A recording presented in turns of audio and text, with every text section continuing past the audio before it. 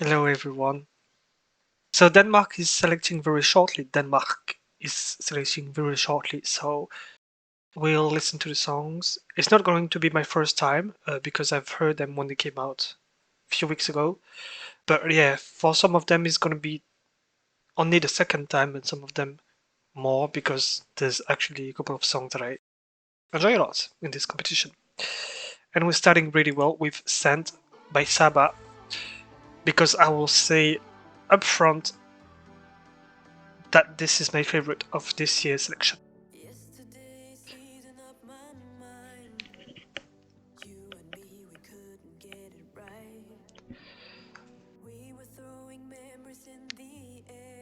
I'm really hoping that the live performance for this song is going to be great, as good as the song is. Even better, that would be awesome. Because it's catchy right from the start and it keeps your attention almost all the way through.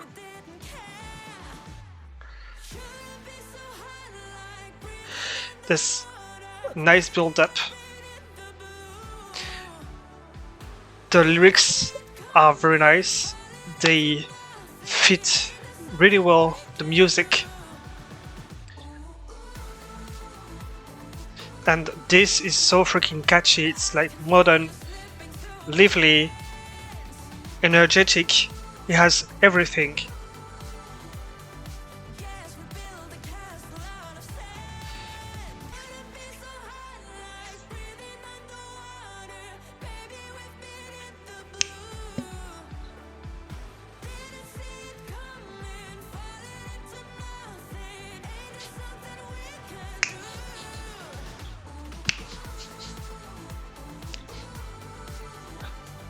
Saba, 12 points.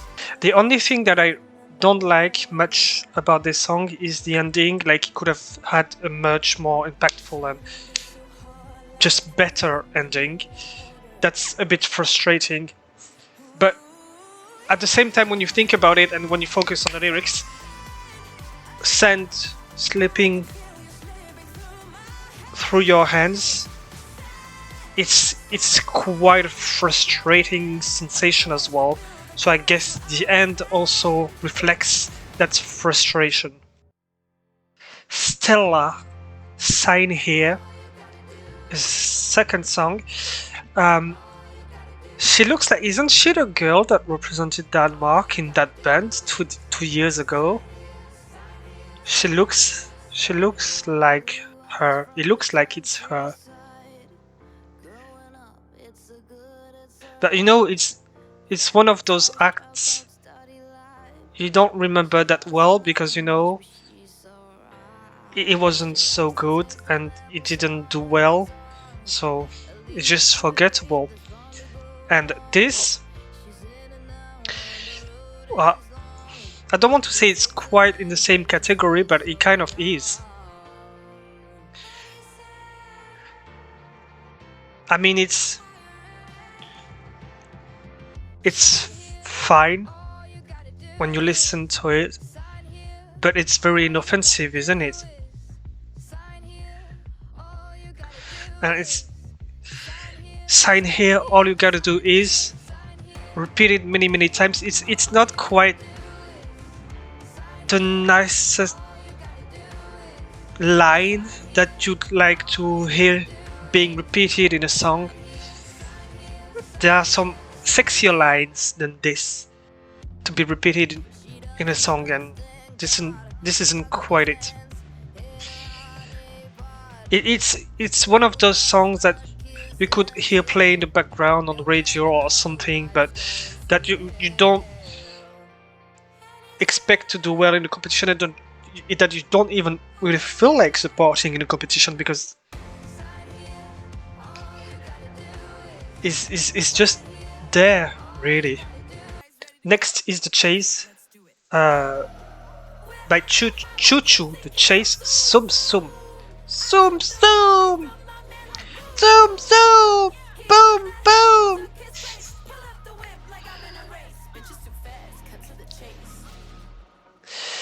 This is making you expect something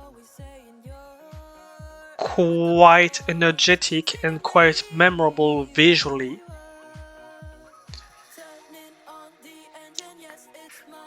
So it's actually making you have some hype for something that often tends to be disappointing when you watch the live performance, but you still gotta have faith. And yeah, I'm thinking this could be quite a show to watch tonight.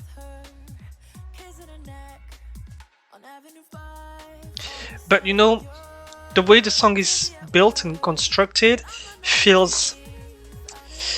It's like they took several ingredients of stuff that's doing pretty well in the mainstream media, I guess, recently, and put them all together. It absolutely lacks authenticity. There's really not a single sense of uniqueness or genuine in this. So it's pretty much like at least it's trying to be a televote magnet, I guess, but it's not produced in the most clever of ways.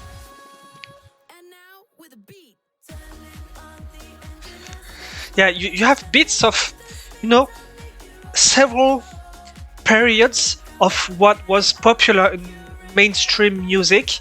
And for example, this part is like, techno music from the late 90s, and earlier it was more a bass or, a rhythm sound that was more recent, more modern in what we hear on mainstream radio. And it's like the songs is sectioned in different parts like this, and that's the reason why it doesn't feel like it's properly and harmoniously built in the end. So I wasn't a fan of this at all when I listened to it the first time a few weeks ago. I found the lyrics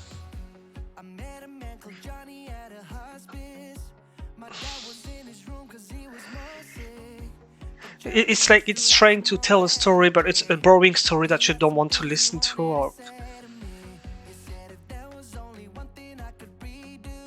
it feels like it is back, and the producers got him back only for the sake of having a familiar face back. Because there's... I don't really find much interesting stuff in this.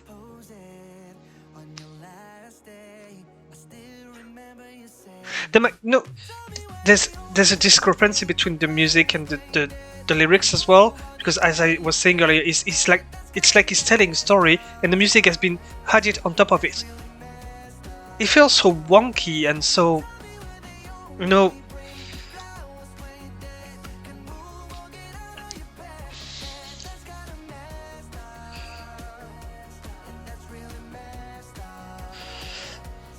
yeah, it's I find this stupid. Okay, now we have Rosie Lou, Real Love. I really enjoyed this one a lot when I listened to it the first time a few weeks ago. It was my second favorite after Sand.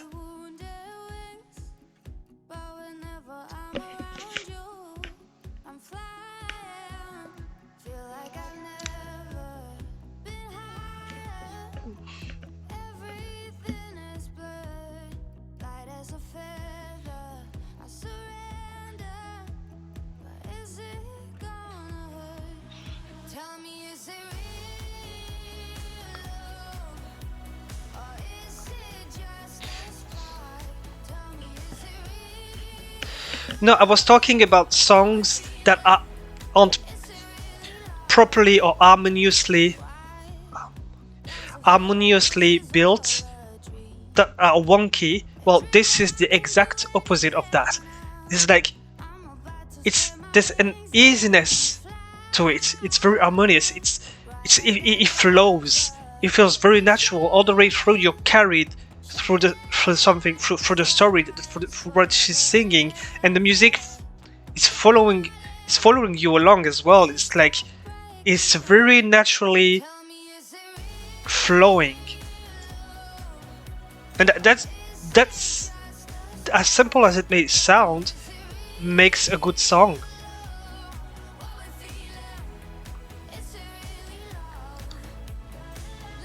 I'm really hoping the live performance for this is going to be great as well, because it's definitely one of the two songs that I'm supporting the most, Sand and this one for Denmark this year, and I won't be so glad if none of those two songs wins. Even the bridge, the bridge comes very naturally. It's not. It doesn't put you off. It's not unsettling. It's not something that sounds like it's coming from a different song. It's very, all well put together. Very good package. Well, can we really talk about package when we've not seen the live performance yet? No, I don't think so. But as a song itself, as a song alone, this is really good. Next is Planetary Hearts by Ublu.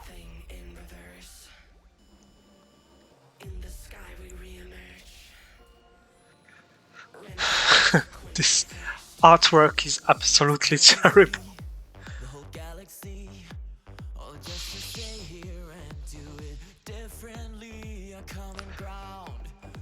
Okay, this sounds like it was put together to be sent to DMGP.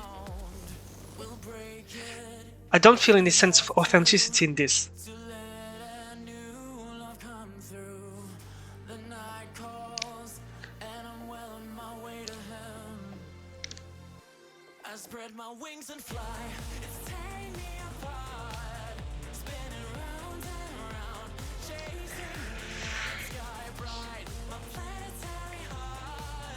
I don't even enjoy it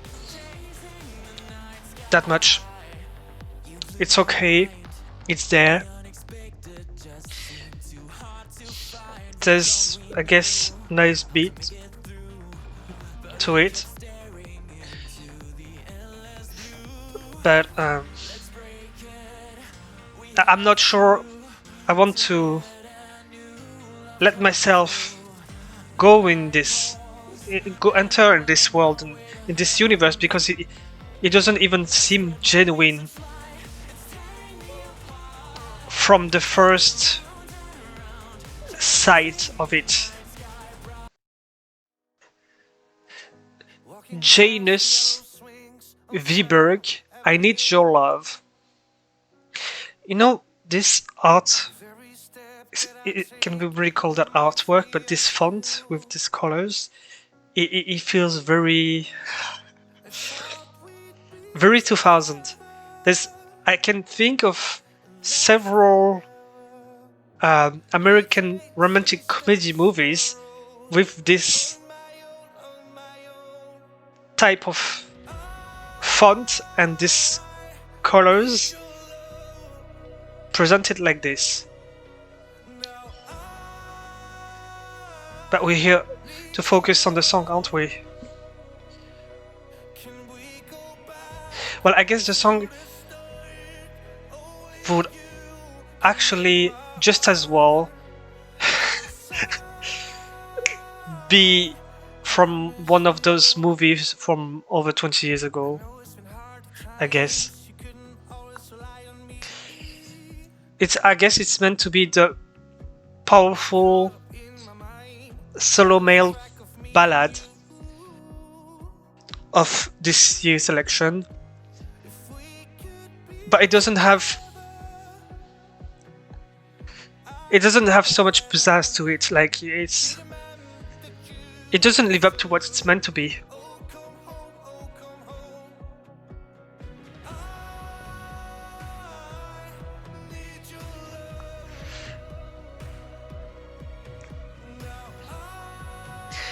I was gonna say there might be some potential there, but it would actually be a stretch even to say this.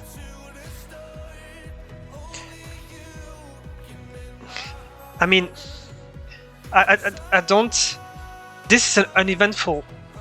If listening to the audio version of this already feels uneventful, well, it's changed now. It's a bit more lively, so you're more drawn into it. So this part is more interesting. But what I was gonna say is, if you don't find this that outstanding, listening to the audio version of it, what it's gonna be like for the live performance. And saying this, I'm realizing that it can actually go the other way, because on many occasions we've seen before songs that didn't have much to them in the audio studio version, and then live blew everyone away. So it might still surprise, but as it is standing now, song alone, no, it's absolutely inoffensive in a competition context. Okay, the final song is Mirable of Hope by Auragion.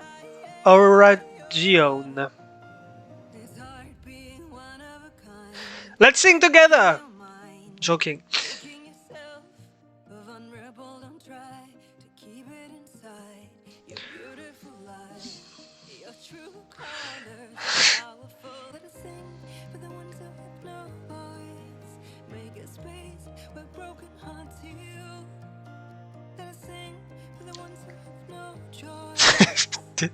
This feels so cheap. It looks like, you know, that kind of stuff that you would have in a Korean or Japanese karaoke night at the bar in the corner of the street.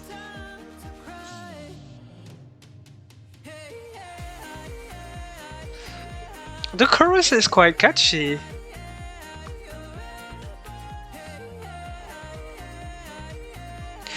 There's potential in this, like, you know, even though it doesn't sound overwhelmingly modern, contemporary, whatever, there's a form of Eurovision spirit in this that will absolutely not go unnoticed. And people who tend to be suckers for this, which happens more often than we think, even among locals like non-Euro fans. I lost the train of thought that I had. I was saying that basically people even that aren't Euro fans might be enjoying this in the context of DMGP, because they're like, okay, this is the kind of stuff that would fit Eurovision quite well, fit Eurovision the most, and it's more and more the least good thing to do, but it's still very often something that people do thinking it would do well. The chorus is catchy in a sense that it could fool quite quite a lot of people, more than we would expect to vote for this. Once again, the live performance is going to determine a lot, but there's quite a good basis here.